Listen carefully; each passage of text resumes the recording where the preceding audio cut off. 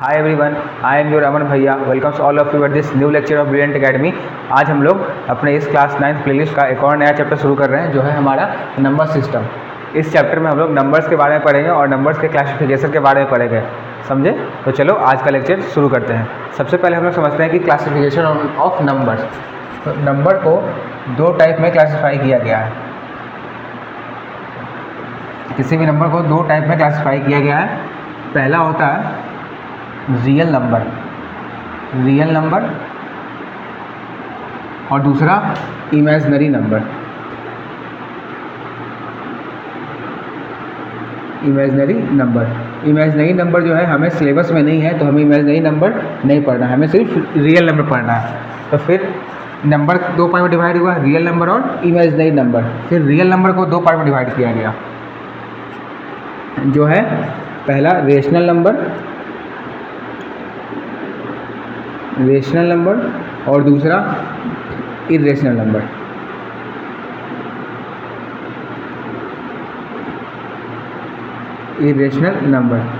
फिर rational number जो है वो डिवाइड हुआ इंटीजर्स में। फिर रेशनल नंबर से बना इंटीजर। और इंटीजर जो है वो भी दो पार्ट में होता है। एक होता है पॉजिटिव इंटीजर, जो है दो नहीं तीन में होगा। पॉजिटिव इंटीजर, फिर आता है एक नेगेटिव इंटीजर। ठीक है, इंटीजर हो गया हमारा दो टाइप में, एक पॉजिटिव इंटीजर और एक नेगेटिव इंटीजर। फिर यहाँ से बनता है एक नंबर जो, और एक होता है ज़ीरो, समझे? पॉजिटिव, नेगेटिव और एक ज़ीरो। ठीक है, और जब ये पॉजिटिव और ये ज़ीरो, ये दोनों जब कंबाइन कर जाता है तो ये बनाता है होल नंबर, समझे? होल नंबर का शॉर्ट फॉर्म NO। ठीक, अब एक करके हम लोग देखते हैं कि होल नंबर क्या होता है। फिर होल नंबर के बाद आता है एक नेचुरल नंबर। एक करके हम लोग इसका डिफिनेशन देखते हैं, होल नंबर का और नेचुरल नंबर का। सबसे पहले हम लोग देखते हैं होल नंबर का। होल नंबर क्या होता है? होल नंबर मतलब जब नंबर जीरो से स्टार्ट होता होगा। When number starts from zero, तब हम लोग उसको कहते हैं होल नंबर। जैसे इसका एग्जांपल में, अगर नंबर 0, 1, 2, 3, 4 ऐसे हुआ, जिसको हम लोग कहेंगे ये होल नंबर है। एक होता है नेचुरल नंबर उसे कहते हैं जब नंबर 0 से नहीं 1 से स्टार्ट हो। तो इसका हो जाएगा व्हेन नंबर स्टार्ट्स फ्रॉम 1, तब वो उसे हम लोग कहेंगे कि वो नेचुरल नंबर है। तो जब नंबर स्टार्ट फ्रॉम 1, तो 1, 2, 3, 4, 5, 6 ऐसे सो ऑन। समझे नेचुरल नंबर क्या होता है और होल नंबर क्या होता है? जब नंबर स्टार्ट होगा 0 से तो वो हो जाएगा होल नंबर, और जब 1 से स्टार्ट होगा तो होगा नेचुरल नंबर। एक बार फिर से हम लोग समझते हैं नंबर्स का क्लासिफिकेशन। तो नंबर को पहले दो टाइप में क्लासीफाई किया गया, एक है रियल नंबर, दूसरा हुआ इमेजिनरी नंबर। ये हमारे सिलेबस में नहीं है, हमारे सिलेबस में सिर्फ रियल नंबर, तो हम लोग रियल नंबर पर फोकस करते हैं। फिर रियल नंबर को दो पार्ट में क्लासीफाई किया गया, एक रेशनल नंबर, एक इरेशनल नंबर। फिर रेशनल नंबर को से बना इंटीजर। फिर इंटीजर होता है थ्री टाइप में, एक पॉजिटिव इंटीजर, एक नेगेटिव इंटीजर और एक ज़ीरो। फिर ये पॉजिटिव इंटीजर और ज़ीरो जब मिला तो बना होल नंबर, और फिर होल नंबर से बनता है नेचुरल नंबर। तो होल नंबर क्या होता है? When number start from zero, जब एक नंबर 0 से स्टार्ट हो तो उसे हम लोग कहते हैं होल नंबर। जैसे एग्जांपल 0, 1, 2, 3, 4, 5, 6, अगर हम नंबर को 0 से लिखना स्टार्ट करेंगे तो वो हमारा होल नंबर आएगा। और नेचुरल नंबर क्या होता है? जब हम नंबर को 1 से लिखना स्टार्ट करेंगे, व्हेन नंबर स्टार्ट फ्रॉम 1, तो वो हो जाएगा नेचुरल नंबर। जैसे एग्जांपल 1, 2, 3, 4, 5, 6 एंड सो ऑन। अगर कोई 0, 1, 2, 3, 4, 5, 6, 7, 8 लिखा हुआ है तो समझो वो होल नंबर है, और 1, 2, 3, 4, 5, 6, 7, 8, 9, 10 लिखा हुआ है तो हो गया नेचुरल नंबर। समझ गया? अब आ जाओ अपने अगले टॉपिक पे। अब नेक्स्ट टॉपिक है हमारा रेशनल नंबर। यहीं से हमारा मेन चैप्टर स्टार्ट होता है रेशनल नंबर से। रेशनल नंबर क्या होता है? A number which can be written in the form of p/q, where p and q are integers and q is not equal to 0। मतलब जैसे ये एग्जांपल में देखो तुम लोग, कोई भी नंबर जो p/q के फॉर्म में लिखा जाए, मतलब जैसे सपोज ये एग्जांपल मैंने लिया 2/3, ये p/q के फॉर्म में है। p/q मतलब इस टाइप से p/q फ्रैक्शन के फॉर्म में, तो ये फ्रैक्शन के फॉर्म में है। उसके बाद क्या बोलता है? p and q are integer, तो ये इंटीजर भी है, 2 भी इंटीजर है, 3 भी इंटीजर है, और क्या है फिर q is not equal to 0, मतलब ये जो डिनोमिनेटर है ये 0 के इक्वल नहीं होना चाहिए। तो यहाँ पे देखो 3 0 के 3 इज़ नॉट इक्वल टू 0, कभी 0 के इक्वल नहीं है। दूसरा एग्जांपल देखो, अगर मैं लेता हूँ यहाँ पे 4/9, इसमें भी देखो p/q के फॉर्म में है, और यहाँ पे भी q जो 9 इज नॉट इक्वल टू 0 है, तो ये भी हो जाएगा रेशनल नंबर, ये भी हो जाएगा रेशनल नंबर। अगर मैं यहाँ पे लिखूँ 15/3, ये भी एक रेशनल नंबर हो जाएगा, ये भी p/q के फॉर्म में है, और q इसका इक्वल टू 0 नहीं है, 3 0 के इक्वल नहीं है। इसको हम लोग कट करते तो ये आता है 5, तो ये बना 5/1, ये भी एक रेशनल नंबर हो जाएगा। क्यों, इसमें भी q जो है 1 is not equal to 0, 1 is not equal to 0, और ये p/q के फॉर्म में है। ठीक, उसके बाद मैंने ये दूसरा लाइन यहाँ लिख रखा है, rational number is terminating and repeating. अब यहाँ पे दो टर्म आया है, टर्मिनेटिंग और रिपीटिंग। कुछ देर के लिए इस स्टेटमेंट को याद कर लो, rational number is terminating and repeating. फिर हम लोग अभी टर्मिनेटिंग और रिपीटिंग पढ़ते हैं, तब तक के लिए तुम इस स्टेटमेंट को याद करो। चलो अब हम लोग टर्मिनेटिंग, रिपीटिंग और नॉन टर्मिनेटिंग, नॉन रिपीटिंग के बारे में समझते हैं। ये दोनों टर्म आया था रेशनल नंबर के डिफिनेशन में, इसके बारे में लोग समझते हैं टर्मिनेटिंग क्या होता है, रिपीटिंग और नॉन टर्मिनेटिंग, नॉन रिपीटिंग क्या होता है। जैसे एक एग्जांपल तुम कंसिडर करो, एक एग्जांपल है 6/3 का। तो इसमें ये क्या कह रहा है, ये फ्रैक्शन ये मैंने लिखा 6/3, इसका मतलब क्या होता है कि हमें 6 को डिवाइड करना है 3 से। तो इसको डिवाइड करें तो क्या होगा, 3 2 6, रिमाइंडर क्या है यहाँ पे 0, रिमाइंडर यहाँ पे कितना आया 0। तो अगर किसी फ्रैक्शन का रिमाइंडर 0 आ जाता है, रिमाइंडर 0 आता है, तो हम लोग उसको कहेंगे कि वो टर्मिनेटिंग है। अगर रिमाइंडर 0 आया तो होता है टर्मिनेटिंग, मतलब वो पूरा तरीक़ा से कट गया। इसका 6/3 है, ये भी टर्मिनेटिंग होगा। अगर मैं यहाँ पे लिखूँ 4/2, तो इसका भी रिमाइंडर 0 आएगा, ये 2 हो जाएगा, इसका भी रिमाइंडर 0 आएगा, रिमाइंडर इक्वल टू 0 2 4, तो 2 2 4, तो रिमाइंडर 0 आया, ये भी हो गया टर्मिनेटिंग, तो ये भी हो गया टर्मिनेटिंग। एक और एग्जांपल मैं लूँ, अगर जैसे यहाँ पे मैं लिखता हूँ 12/6, इस केस में भी रिमाइंडर 0 आएगा, 6 2 12 होता है, रिमाइंडर 0।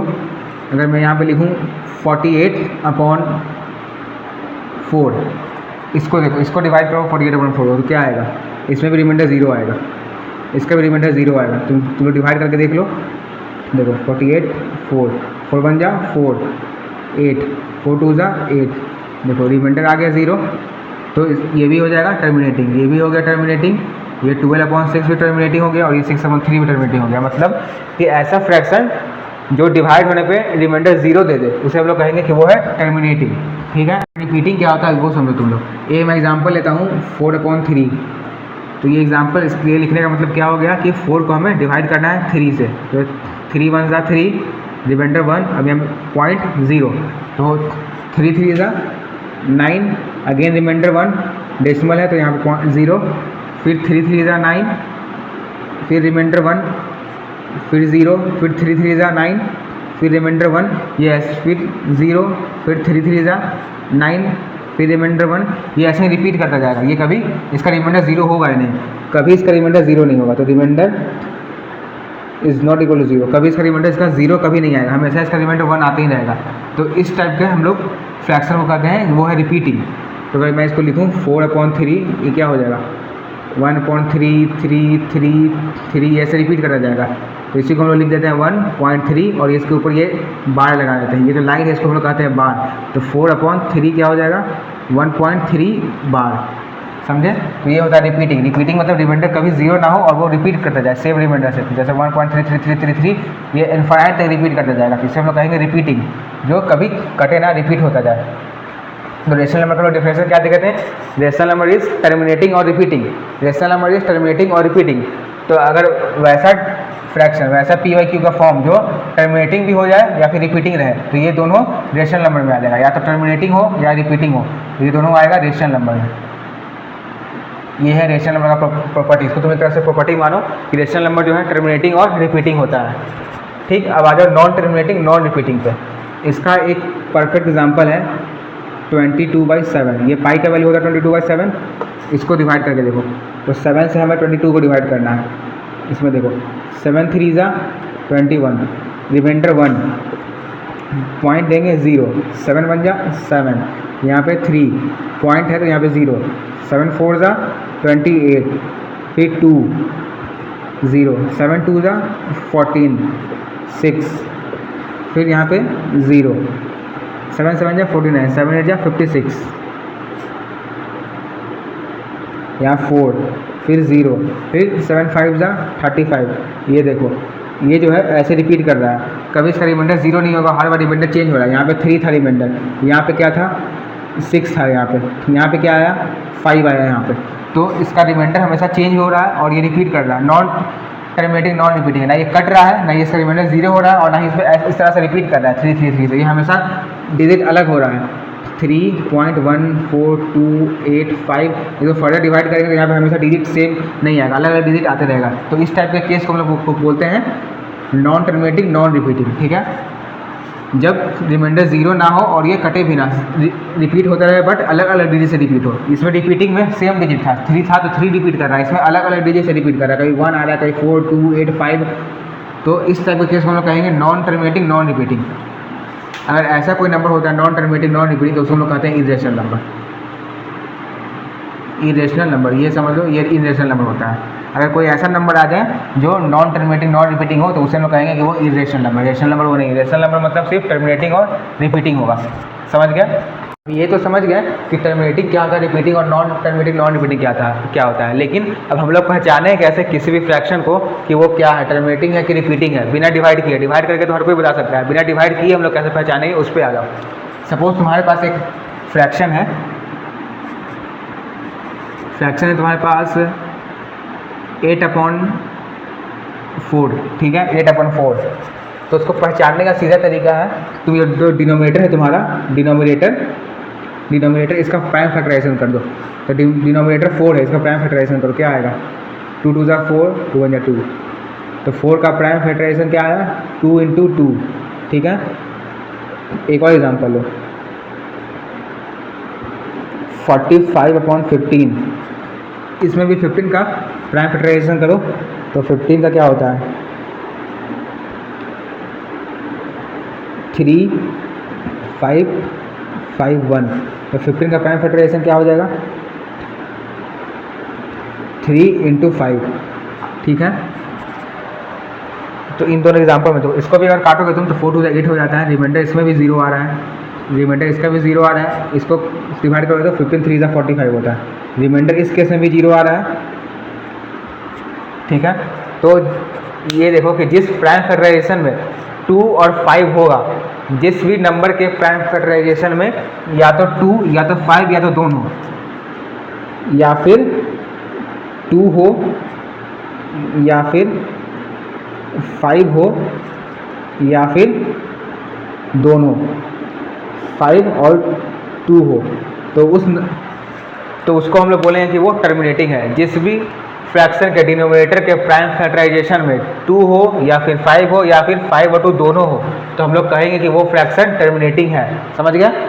जिस भी फ्रैक्शन के डिनोमिनेटर के प्राइम फैक्टराइजेशन में 2 हो 5 हो 5 और 2 हो तो हम लोग कह देंगे कि वो फ्रैक्शन टर्मिनेटिंग है। अगर 2 नहीं हो 5 नहीं हो या फिर 5 और 2 दोनों नहीं हो तो वो हो जाएगा रिपीटिंग। इसका एग्जांपल तुम लोग देखो, इसका एग्जांपल में लेते हैं एक, जैसे तुम्हारा 22/7 था, इसका प्राइम फैक्टराइजेशन करो 7 का, तो क्या आएगा 7 1। 7 का प्राइम फैक्टराइजेशन क्या आता है 1 × 7, बस 1 और 7 आता है इसमें, 1 × 7। इसमें 2 भी नहीं है 5 भी नहीं है और ना 2 और 5 है, तो ये क्या था नॉन रिपीटिंग नॉन टर्मिनेटिंग था। वैसे ही एग्जांपल में हमने देखा था 4/3 का, 3 का प्राइम फैक्टराइजेशन करो तो क्या आएगा 1। तो ये कितना आया 1 × 3। इससे में 2 और 5 नहीं है तो ये भी आ गया रिपीटिंग। समझे? कुछ और एग्जांपल लेते हैं हम लोग, जैसे 29/7, सॉरी 29/9 का देखो, 7 का देख लिए थे। तो अब 9 का प्राइम फैक्टराइजेशन करो तो क्या आएगा 3 3 1। तो कितना आया 3 × 3 × 1। इसमें भी 2 नहीं है 5 नहीं है और 2 और 5 दोनों नहीं है, तो ये भी हो जाएगा रिपीटिंग। इसको भी करो डिवाइड करो तो ये रिपीटिंग होगा। समझ गए? हम लोग कैसे पहचानेंगे कि कोई भी नंबर या फिर फ्रैक्शन टर्मिनेटिंग है या फिर रिपीटिंग है।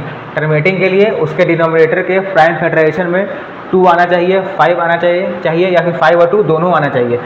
अगर ये हो रहा है, ये तीनों में से कोई भी कंडीशन सेटिस्फाई कर रहा है उसका प्राइम फैक्टराइजेशन, तो कहेंगे हम लोग वो फ्रैक्शन टर्मिनेटिंग है। अगर ये तीनों नहीं हो रहा है इसका मतलब वो रिपीटिंग होगा या फिर नॉन रिपीटिंग नॉन टर्मिनेटिंग होगा। समझ गया?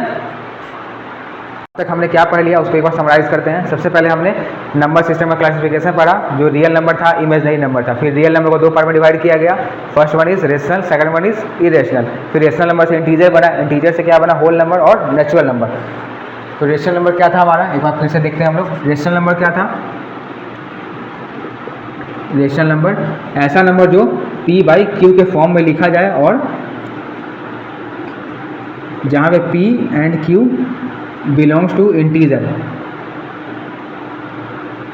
इंटीजर ये साइन है बिलोंग्स टू का, तो जो मैंने ऐसे किया ये बिलोंग्स टू का साइन है। जहाँ पे p और q इंटीजर हो और q is not equal to 0 हो, तो ऐसे को हम लोग बोलते हैं कि वो एक रेशनल नंबर है। और एक और प्रॉपर्टी क्या पढ़ते हैं कि रेशनल नंबर इज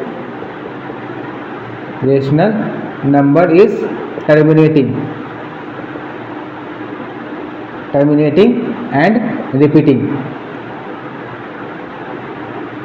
मतलब कि वैसा फ्रैक्शन जो टर्मिनेट कर जाए फिर रिपीट कर जाए वो रेशनल नंबर होगा। और क्या कि एक रेशनल नंबर को हम लोग p बाई क्यू के फॉर्म में लिख सकते हैं, जहाँ पे p और q इंटीजर होता है और q is not equal to 0 होता है। समझ गया? अब आ जाओ अपने अगले टॉपिक पे, जो है rational number between two rational number. मतलब कि तुम्हें दो रेशनल नंबर दिया जाएगा। सपोज ये एक रेशनल नंबर 2/3 है और एक रेशनल नंबर है 3/4। ठीक, ये दो रेशनल नंबर तुम्हें दिया रहेगा और इन दोनों रेशनल नंबर के बीच में तुम्हें रेशनल नंबर फाइंड करना होगा। मतलब इन दोनों के बीच में तुम्हें तीसरा, चौथा, पाँचवा कितना भी क्वेश्चन मिल सकता है उतना तुम्हें रेशनल नंबर फाइंड करना होगा। इन दोनों नंबर के बीच में तुम्हें तीसरा रेशनल नंबर फाइंड करना होगा। तो सपोज ये तुम्हारा एग्जाम्पल है कि 2/3 और 3/4 के बीच में तुम एक रेशनल नंबर बताओ क्या होगा। तो इसका एक फॉर्मूला होता है, 1/2 a plus b. a plus B मतलब इसको हम लोग सपोज करते हैं ये a है, फर्स्ट रेशनल नंबर है, और ये b हमारा दूसरा रेशनल नंबर। ठीक है, तो फार्मूला क्या है, 1/2 a प्लस बी। फार्मूला है हमारा 1/2 a प्लस बी, मतलब दोनों rational number 1/2 a plus B, यानी कि दोनों रेशनल नंबर को प्लस करना है। 2/3 प्लस 3/4, तो ये कितना आएगा, करो 1/2 LCM कितना होगा, 4 3 12, तो 3 4 8 हो गया यहाँ पे, 4 3 यहाँ पे कितना हो गया 9, तो ये कितना हो जाएगा 1/2 9 और 8 17/12, तो इसको मल्टीप्लाई करो तो क्या होगा 17/24। ये जो है ये इन दोनों के बीच में लाई करेगा, तो 17/24 है, ये 2/3 और 3/4 के बीच में लाई करेगा 17/24। समझे? यही करना है इस टॉपिक में हमें। कोई भी हमें रेशनल नंबर 2 दिया रहेगा उसके बीच में हमें रेशनल नंबर फाइंड करना होगा। क्वेश्चन में तुम्हें दे देगा कि कोई भी दो रेशनल नंबर दे देगा और बोलेगा कि find 5 rational number, find 6 rational number, find 3 rational number between these two. Okay, तो आज एक क्वेश्चन करते हैं हम लोग। तो ये हमारा क्वेश्चन है, find 5 rational number between 3/4 and 4/5। Question में गिवन है हमारे पास दो रेशनल नंबर, इसको हम पहले लिख लेते हैं, ए लिखो या फिर R1 लिखो, इसको लिखते हैं R1। पहला रेशनल नंबर दिया हुआ है हमको 3/4, ठीक है, इसको मैं ए ही लिख लेता हूँ, तुम लोग को समझने में आसानी होगा।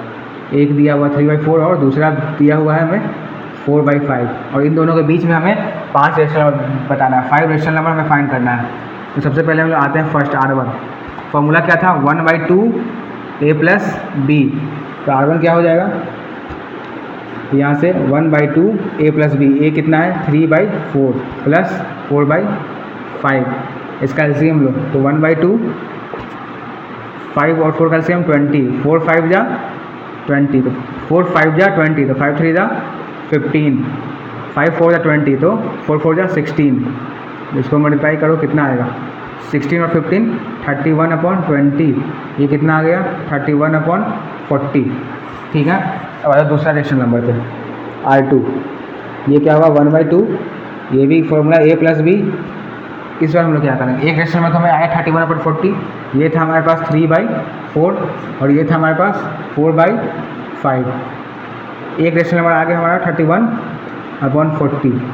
दूसरा क्या करते हैं, ये रेशनल नंबर भी तो इन दोनों के बीच में है, तो दूसरा रेशनल नंबर के लिए अगर इन दोनों के बीच में निकालें तो जो भी आएगा या तो इन दोनों के बीच में यहाँ पे कहीं लाई करेगा, तो अगर यहाँ पे कहीं लाई किया तो भी तो ये रेशनल नंबर इसके और इसके बीच में होगा। तो आ जाओ इस बार हम लोग 3/4 और 31/40 को कंसीडर करते हैं। तो 1/2 3/4 प्लस 31/40। 4 और 40 कैल्शियम 40 होता है, तो 1/2 ये हो गया 40, 4 10 जा 40, तो 10 3 जा 30 प्लस 31 कितना आ गया ये 1/2 इंटू 31 और 30 कितना होगा 61/40, तो ये हो गया 61/80। ये कहीं इसके बीच में यहाँ पे लाई करेगा, इसके बीच में कहीं, उसको यहाँ पे एडजस्ट करते हैं हम लोग, 61/80 है, 61/80, 61/80, उसके बाद था 31/40। ठीक, अब हम लोग क्या किए इन दोनों के लिए, अब उसको इन दोनों को लेते हैं, तो इन दोनों के बीच का जो रेशनल नंबर होगा वो इन दोनों के बीच में कहीं यहीं पे यहीं कहीं लाई करेगा।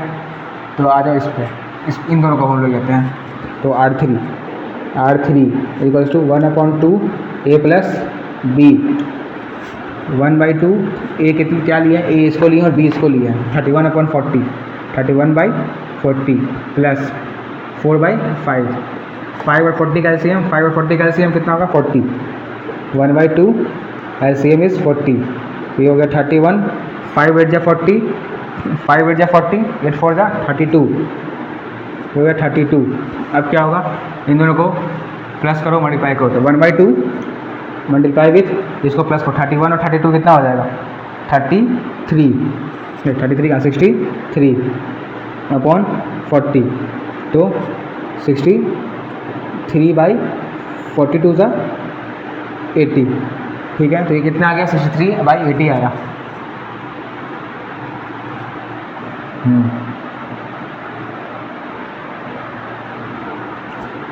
तो ये 63/80 आया। अगर 63/80 को यहाँ पे प्लेस कर दो, 63/80, 63/80 कितना मिल गया हमें, 1 2 3 मिल गया, 2 और चाहिए। अब क्या करेंगे, अब फिर से इसको कंसीडर करो, या फिर इसको करो, या इसको करो, या फिर इसको या फिर इसको या इसको और इसको, किसी को भी हम लोग यहाँ से कंसीडर कर सकते हैं। तो हम लोग इन दोनों करते हैं, 61/80 और 63/80 को। ठीक है, अब आ जाओ इन दोनों करते हैं, तो R4 equals to 1/2 A plus B, इस पे और इस पे देखते हैं, तो 1/2 A की जगह कितना हो जाएगा 61/80 और B की जगह 63/80, 63/80। ठीक है, 1/2 इंटू 80 का कैल्शियम होगा 80, तो कितना, इसको डायरेक्ट जोड़ो, तो 61 और 63 कितना हो जाएगा 60 60 124, ये हो गया 124/80। ये कटेगा 12, 2 6 जा 12, 2 2 जा 4, तो ये कितना आ गया 62/80। तो 62/80 कहाँ पे लाई करेगा, 62/80 इसके जस्ट बगल में, 62/80 इसके एक जस्ट पीछे, ये है 63/80, तो 62/80 तो इसके पहले लाई करेगा ना 62/80, तो इसको हम लोग मिटाते हैं यहाँ पे, और यहाँ पे लिखते हैं 62/80, 62/80, और ये हो गया 63/80। कितना हो गया हमारे पास, 1 2 3 4, एक और चाहिए, तो एक और के लिए हम लोग फिर से वापस इन दोनों को ले लेते हैं। इन दोनों क्यों ले रहे हैं, क्योंकि हमें कैलकुलेशन में यहाँ पे इजी हो जा रहा है, दोनों का डिनोमिनेटर 80 है, तो एलसीएम लेने की जरूरत ही नहीं पड़ रहा है, डायरेक्ट इन दोनों को जोड़ दे रहे हैं। तो आ जाओ R5 पे, R5 equal to half of A plus B, तो 1/2 A क्या, एक बार इसको लिया 62/80 को A लिया है, तो 62/80 प्लस 63/80 B है, 63/80 इसका टू कितना हो जाएगा 1/2, डिनोमिनेटर सेम है तो एलसीएम भी इतना ही होता है, इसको डायरेक्ट जोड़ो, 62 और 63 को जोड़ने कितना आएगा 3 2 5 6 6 12, 125/80। तो ये अब कटेगा नहीं, तो डायरेक्ट मल्टीप्लाई करो, तो ये कितना आ जाएगा 125/82 जा 160, तो R5 कितना होगा 125/160, यहाँ पे प्लेस कर दो 125/160। 5 रेशनल नंबर हमें मिल गया, R1 R2 R3 R4 और R5। समझे कैसे हुआ, फॉर्मूला लगाते गए ये वाला हाफ A प्लस B, उसके बाद कैलकुलेट किए, आंसर आगे चला गया। तो 1 2 3 4 5 5 रेशनल नंबर ये रहा हमारे पास। आई होप ये तुम लोग समझ गए होगे। अब आ जाओ अपने अगले टॉपिक पे। तो नेक्स्ट टॉपिक है हमारा decimal expansion of a real number. इस टॉपिक में हमें क्या करना होता है कि हमारे पास डेसिमल दिया हुआ होता है, उसको हमें फ्रैक्शन में कन्वर्ट करना होता है। जैसे सपोज तुम्हारे पास दिया है 0.5, इसको तुम्हें फ्रैक्शन में कन्वर्ट करना है। तो कैसे करोगे, ये सिंपल है, इसको 5 लिखें और डेसिमल है तो 1 दिए और डेसिमल के बाद कितना डिजिट है ये हम काउंट करते हैं। तो यहाँ पे एक डिजिट है डेसिमल के बाद यहाँ पे 1 डिजिट है तो यहाँ पे 1 0 लगाएं, ये हो गया फ्रैक्शन में। इसको सिम्प्लीफाई करो तो 5 2 10, तो ये कितना आएगा 1/2 आ गया। ऐसे एक और एग्जाम्पल लेते हैं हम लोग 0.63, इसको कन्वर्ट करना फ्रैक्शन में। तो क्या करेंगे हम लोग, पहले लिख देंगे 63, उसके बाद 1 लगाएंगे, फिर काउंट करेंगे कितना डिजिट है डेसिमल के बाद। तो 1 डिजिट 2 डिजिट, टोटल 2 डिजिट है। तो यहाँ पे 2 0 लगाएंगे तो ये कितना हो जाएगा 63/100। ठीक है, ये तो हम बचपन से कर रहे हैं, लेकिन हमें ये नहीं करना है, ये तो सिंपल था तो हम ऐसे कर दिए, बट हमें दिया होगा कुछ इस टाइप से 0.63 बार। देखो ये तो नॉर्मल था टर्मिनेटिंग, ये आ गया रिपीटिंग वाला 0.63 और 3 के ऊपर बार। इसे हमें फ्रैक्शन में कन्वर्ट करना है। ये कैसे होगा, हमें ये सीखना है कि इस टाइप वाले को हम लोग कैसे करेंगे। ये तो हमें आता है, ये हम लोग बचपन से कर रहे हैं, हमें पार्टिकुलर सीखना है ये वाला, इसको हम लोग कैसे करेंगे। तो आ जाओ इस पर देखते हैं कैसे होगा। एक हमारा क्वेश्चन है 1.4 टू दी बार, इसको हमें फ्रैक्शन में कन्वर्ट करना है। 1.4 बार को फ्रैक्शन में कन्वर्ट करना है। तो सबसे पहले हम लोग क्या करेंगे, इसको लिखते हैं हम लोग x इज टू 1.4 बार। ये हो गया हमारा इक्वेशन फर्स्ट, ये है x इज टू 1.4 बार, ये हो गया हमारा इक्वेशन फर्स्ट। ठीक, उसके बाद देखो पॉइंट के बाद कितना डिजिट है, पॉइंट के बाद कितना डिजिट है, 1 डिजिट है यहाँ पे। तो पॉइंट के बाद 1 डिजिट मतलब 10 से मल्टीप्लाई करना है, 10 से बोथ साइड। तो है मल्टीप्लाई बाई 10 बोथ साइड। तो यहाँ पे 10 से मल्टीप्लाई करें तो ये हो जाएगा 10x, और ये कितना हो जाएगा 1.4 इंटू 10 कितना होगा 1.4 है टू दी बार, ये है ऐसे। इसको 10 से करेंगे तो कितना हो जाएगा, ये 1.4 है, इसको तुम लोग ऐसे लिख सकते हैं 1.4 बार को 4 4 4 4 4 इस टाइप से लिख सकते हैं। इसको डॉट डॉट डॉट, इसको यहाँ पे लिखो। तो 10x is to 1.444444 so on into 10। अब 1 0 है तो ये डेसिमल उठ के यहाँ पे आ जाएगा इस पॉइंट पे, तो ये कितना बन जाएगा 10x equals to 14.4444 so on. तो इसको हम लिख सकते हैं इसको ऐसे 10x equal to 14.4 to the bar. अब इसको तुम लोग मानो इक्वेशन सेकंड। 2 इक्वेशन मिला हमें, इक्वेशन 1 और इक्वेशन 2। अब सब्ट्रैक्ट करना है 1 को 2 से सब्ट्रैक्ट करना है, मतलब इक्वेशन 2 माइनस इक्वेशन 1। ठीक, सब्ट्रैक्ट करो इसको। इक्वेशन 2 क्या है 10x इज इक्वल्स टू 14.4 बार, और इक्वेशन 1 क्या है x is equals to 1.4 bar. Subtract करो इसको। ठीक है, ये क्या होगा 10x माइनस x 9x हो जाएगा, और ये कितना हो जाएगा, ये बार कैंसिल हो जाएगा यहाँ से। जैसे ये सपोज तुम्हारा है 14.444 सो ऑन, ये 1.444 सो ऑन, ये रिपीटिंग वाला यहाँ से कैंसिल हो जाएगा। तो बचा क्या 14 और 1, तो 14 में से 1 गया तो कितना होगा 13। तो x इक्वल टू तुम्हारा क्या हो गया 13/9, समझे, x इक्वल टू 13/9। एक बार फिर से हम लोग देखते हैं, क्वेश्चन था कि 1.4 है, इसको हमको फ्रैक्शन में कन्वर्ट करना है। तो सबसे पहला स्टेप हम लोग लेट किए x equal to 1.4 bar, equation first. उसके बाद हम लोग देखें कि डेसिमल के बाद कितना डिजिट है, इसको काउंट किए। तो डेसिमल के बाद 1 डिजिट मिला हमें, तो मल्टीप्लाई किए 10 से। अगर 2 डिजिट मिलता तो 100 से मल्टीप्लाई करते, जितना डिजिट उतना 0 लगाते जाओ। 1 डिजिट तो 1 0, 2 डिजिट 1 डिजिट पे 1 0, 2 डिजिट मतलब 2 0, 3 डिजिट मतलब 3 0, 4 डिजिट मतलब 4 0, समझ गया। तो यहाँ पे 1 डिजिट था, 1 डिजिट मतलब 10, तो मल्टीप्लाई किए दोनों साइड 10 से, और ये बन गया 10x और ये बन गया 1.4 इंटू 10। अब इसको देखो 1.4 को हम लोग लिख सकते हैं ना 1.444 डॉट डॉट डॉट ऐसे सो ऑन इंटू 10।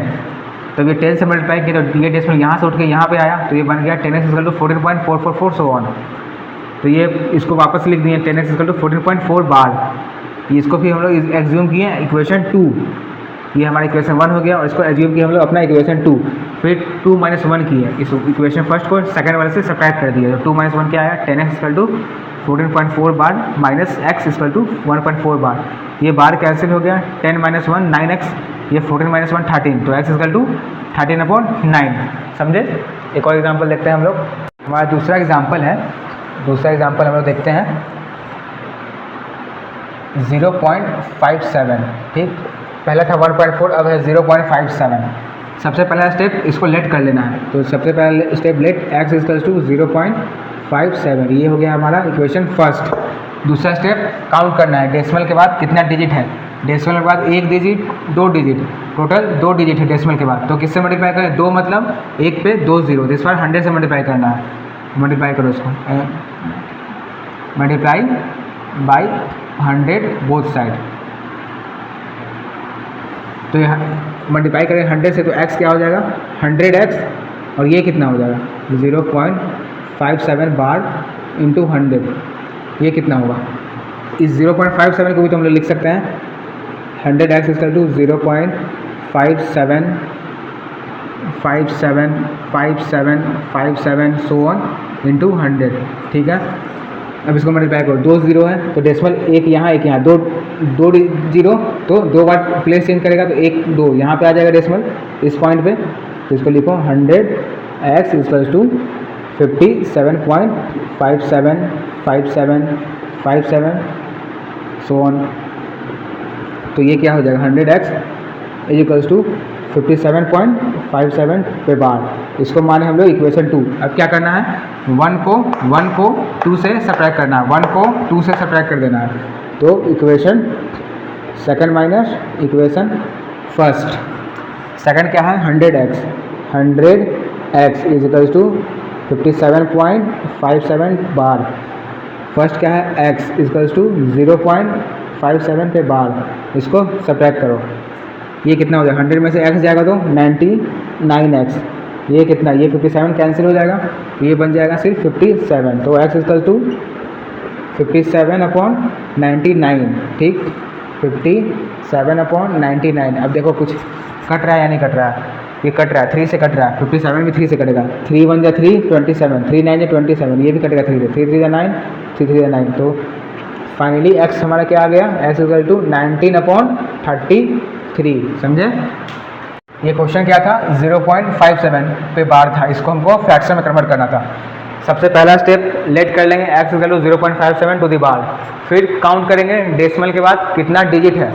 तो कितना डिजिट था 1 और 2 डिजिट था, तो मल्टीप्लाई किए 100 से, 100x मल्टीप्लाई करने के बाद x बन गया 100x और ये बना 0.57 इंटू 100, तो मल्टीप्लाई किए तो ये कितना आ गया 100x इक्वल्स टू 57.57 पे बार।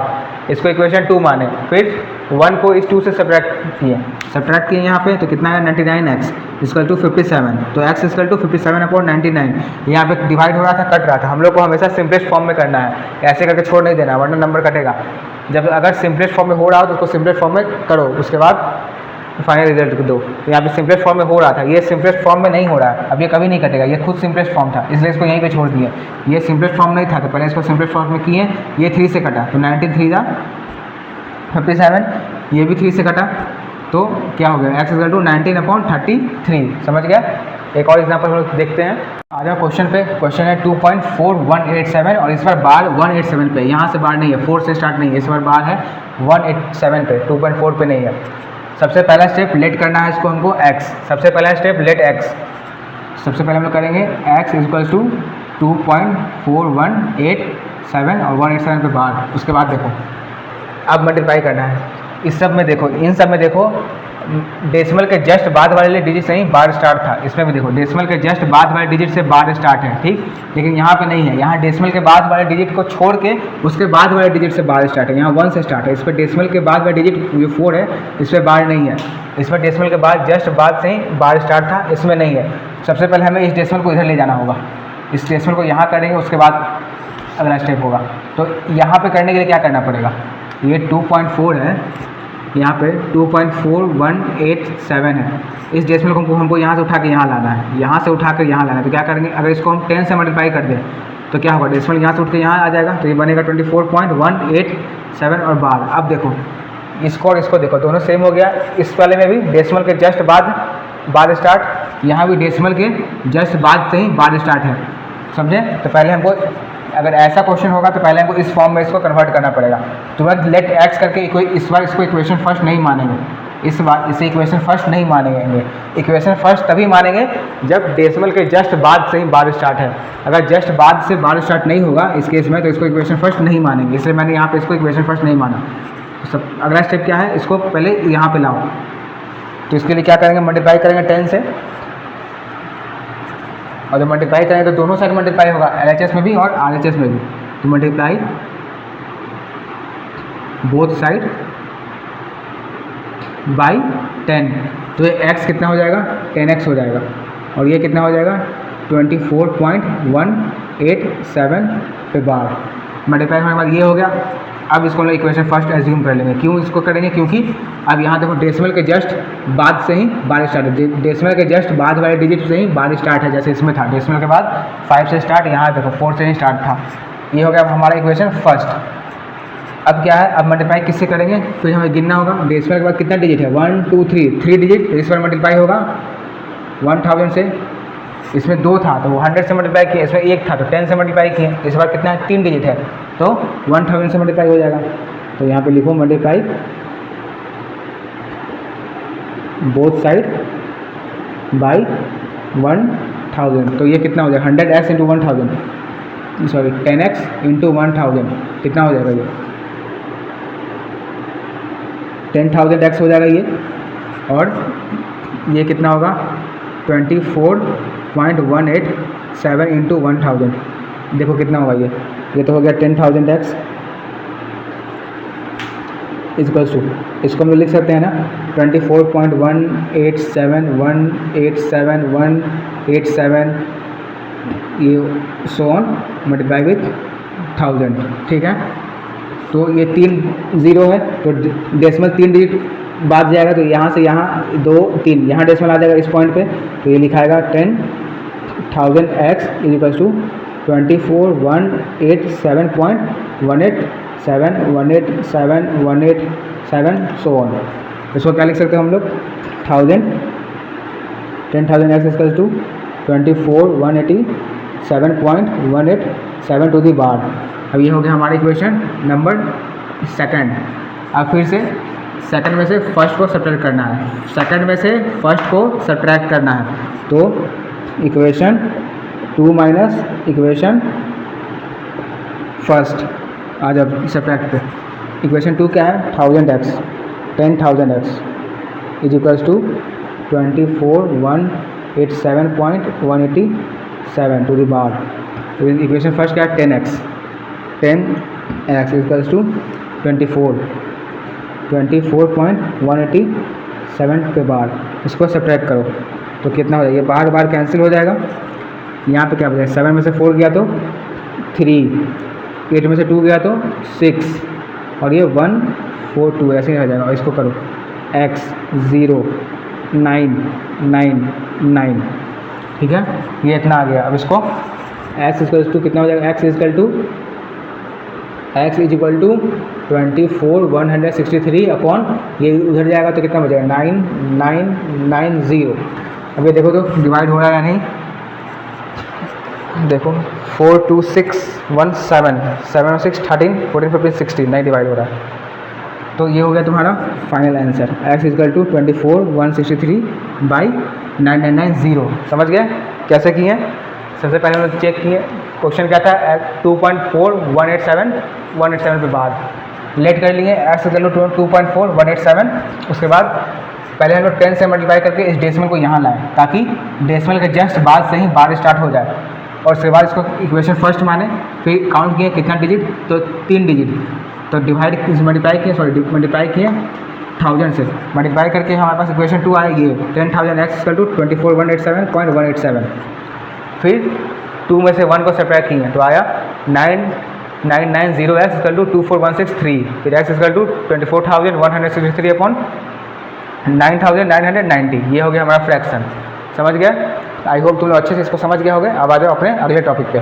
नेक्स्ट टॉपिक है हमारा इरेशनल नंबर। अब तक हमने रेशनल नंबर पूरा पढ़ लिया, अब आ जाओ हमारा इरेशनल नंबर पे।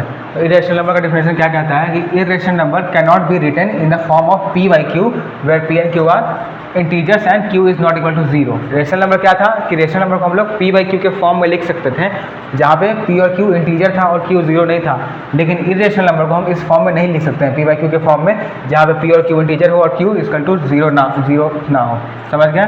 दूसरा देखो क्या है, a number is an irrational number if it has non terminating and non repeating decimal representation. हमने पढ़ा था रिपीटिंग टर्मिनेटिंग एंड तीसरा क्या था हमारा नॉन रिपीटिंग नॉन टर्मिनेटिंग। मैंने स्टार्टिंग में बताया था ना, रिपीटिंग और टर्मिनेटिंग हो गया मतलब वो रेशनल नंबर है, और नॉन टर्मिनेटिंग और नॉन रिपीटिंग हो गया तो वो इरेशनल नंबर है। इसका मैंने एग्जांपल लिया था 22/7 का, 22/7 का। इसको अगर हमने डिवाइड किया था तो क्या आया था, कुछ 3.1428 कुछ इस टाइप का समथिंग आया था। तो ये इस जो नॉन रिपीटिंग नॉन टर्मिनेटिंग है ये हमेशा डिजिट चेंज हो रहा था, कभी 8 कभी 9 कभी 7 कभी 6 कभी 5 कभी 4, कुछ ऐसे ही हो रहा था, बट कभी रिपीट नहीं कर रहा था, हमेशा ये डिजिट चेंज हो रहा था। तो इस टाइप का, इसी को हम लोग कहते थे नॉन टर्मिनेटिंग नॉन रिपीटिंग। तो ऐसा डेसिमल रिप्रेजेंटेशन जो नॉन टर्मिनेटिंग नॉन रिपीटिंग होता हो वो हो जाता है इरेशनल नंबर। समझे। तीसरा क्या है definition, if m is a positive integer and m is not a perfect square then root m is irrational number.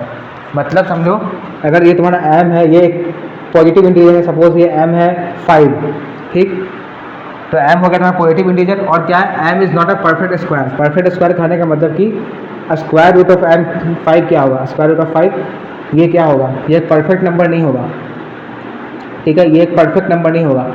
तो इस केस में हम कहेंगे कि रूट 5 जो है ये इरेशनल है, रूट 5 इज इरेशनल। 5 रेशनल हो जाएगा, 5 रेशनल है लेकिन रूट 5 इरेशनल हो जाएगा। ये डिफिनेशन है, if m is a positive integer है, m एक पॉजिटिव इंटीजर है and m is not a perfect square, यहाँ पे m जो था रूट 5 परफेक्ट स्क्वायर नहीं था, then root m is irrational, then root 5 is irrational, ठीक है। एक और एग्जांपल लेते हैं हम लोग, अगर m यहाँ पे हमारा 4 हो जाए तो रूट 4 क्या होगा, रूट 4 ये 2 परफेक्ट स्क्वायर आ गया, परफेक्ट स्क्वायर आ गया तो ये इरेशनल नहीं होगा, ये इरेशनल नहीं होगा, ये बन जाएगा रेशनल। समझे, ये बन जाएगा रेशनल। एक और एग्जांपल हम लेते हैं रूट 3 का, रूट 3 ये भी एक परफेक्ट स्क्वायर नहीं है तो ये भी हो जाएगा इरेशनल। समझे। अब आ जाओ नेक्स्ट डिफिनेशन पे, if m is a positive integer and m is not a perfect cube, यहाँ पे स्क्वायर था यहाँ पे क्यूब है, then cube root of m is irrational. जैसे यहाँ पे सपोज करो m यहाँ पे तुम्हारा है, m यहाँ पे तुम्हारा 6 है, ठीक, m पॉजिटिव इंटीजर हो गया, पॉजिटिव इंटीजर, और cube root of m, cube root is not a perfect cube, is not a perfect cube, देखो is not a perfect cube, then cube root of m is irrational. तो root 6, ये जो 6 है वो perfect cube नहीं है, ये इसका कोई परफेक्ट आंसर कुछ नहीं आएगा, तो ये हो जाएगा हमारा इरेशनल। ये रूट 6 जो क्यूब रूट ऑफ 6 इरेशनल है। एक और एग्जांपल लेते हैं हम लोग, अगर हम m इक्वल टू कहते हैं root 9 suppose, sorry cube root of 9, cube root of 9 ये भी परफेक्ट नहीं आएगा, ये अंडर रूट ऑफ 9 होता है 3, लेकिन अगर हम under root of cube root of 9 कर दें तो ये परफेक्ट नहीं आएगा, तो यहाँ पे ये भी हो जाएगा। अगर यहाँ पे हम m इक्वल टू 9 एज्यूम किए तो क्यूब रूट ऑफ 9 क्या होगा, क्यूब रूट ऑफ 9 ये परफेक्ट नहीं आएगा, परफेक्ट नहीं आएगा तो ये हो गया इरेशनल। समझे। अगर हम एज्यूम करते हैं m इक्वल्स टू 8 परफेक्ट आ जाएगा, 8 का क्यूब रूट होता है 2, अगर हम तुम 2 टू द पावर 3 देखो, मतलब 2 इंटू 2 इंटू 2 ये आता है 8 है जो तुम्हारा परफेक्ट क्यूब है, तो यहाँ पे 8 जो है ये बन जाएगा रेशनल। समझे। क्या होता है इरेशनल, इरेशनल नंबर मतलब जो p/q के फॉर्म में नहीं लिखा जा सके उसे, और q is not equal to 0 हो। दूसरा उसका डेसिमल रिप्रेजेंटेशन नॉन टर्मिनेटिंग और नॉन रिपीटिंग हो, और वैसा पॉजिटिव इंटीजर जो परफेक्ट स्क्वायर ना हो तो वो हो जाएगा इरेशनल, वैसा पॉजिटिव इंटीजर जो परफेक्ट क्यूब ना हो तो वो हो जाएगा इरेशनल। समझ गया। अब हम लोग कुछ एक्स्ट्रा चीज़ें सीखते हैं, तो हमें मैंने क्या लिखा है यहाँ पे आर मतलब रेशनल, ठीक, आई डबल आर मतलब इरेशनल। अगर तुम्हारे पास 2 रेशनल नंबर हो, अगर तुम्हारे पास 2 रेशनल नंबर होगा तो उन दोनों को प्लस करेंगे मतलब ऐड करेंगे तो भी रेशनल नंबर मिलेगा। जैसे तुम्हारे पास 2 रेशनल नंबर, एक है 3 और एक है 6/2, सॉरी 6/5, ठीक, ये दोनों है, इन दोनों को ऐड करो तुमको हमेशा रेशनल नंबर मिलेगा। मैं एग्जांपल के लिए इजी एग्जांपल ले लेता हूँ, उसके बाद मैं 6/5 पे करूँगा।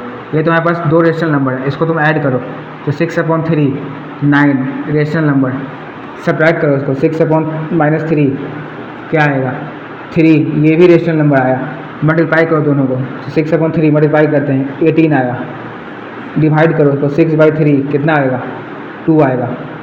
तो कहने का मतलब हुआ कि अगर तुम्हारे पास कोई 2 रेशनल नंबर है तो उसको तुम प्लस करो, सब्ट्रैक्ट करो, मल्टीप्लाई करो, डिवाइड करो, कुछ भी कोई चारों में से जो भी करेंगे हमें रिजल्ट जो है हमेशा रेशनल नंबर ही मिलेगा।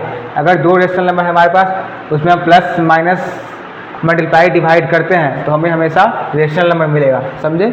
दूसरा है इरेशनल और इरेशनल। अगर हमारे पास दो इरेशनल नंबर है तो उसमें हम लोग बता नहीं सकते हमें क्या मिलेगा, इसलिए मैंने लिखा कैन नॉट से। तो रिजल्ट आएगा उसको हम बता नहीं सकते कि हमारे क्या रिजल्ट आएगा। जैसे सपोज एग्जाम्पल लो, एक है तुम्हारे पास √3 और ये +√3, तो ये क्या आ जाएगा 2√3, समझे। ये एक इरेशनल नंबर है। अगर तुम्हारे पास ये रहा √3 + √4, ये कभी ऐड ही नहीं होगा तो रिजल्ट ही नहीं आया, तो हम बता ही नहीं पाएंगे कि क्या है ये। अगर इसको माइनस भी करते हैं हम माइनस, ये कभी सब्ट्रैक्ट होगा ही नहीं, तो रिजल्ट ही नहीं आया, तो हम लोग लिखेंगे कैन नॉट से,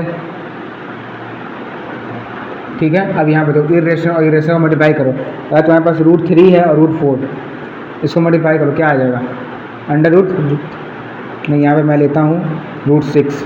दो इरेशनल नंबर है, √3 भी इरेशनल, ये भी इरेशनल, इसको मल्टीप्लाई करो तो आएगा √12। ये भी परफेक्ट स्क्वायर नहीं है तो ये भी हो गया इरेशनल, ये इरेशनल होगा यहाँ पे।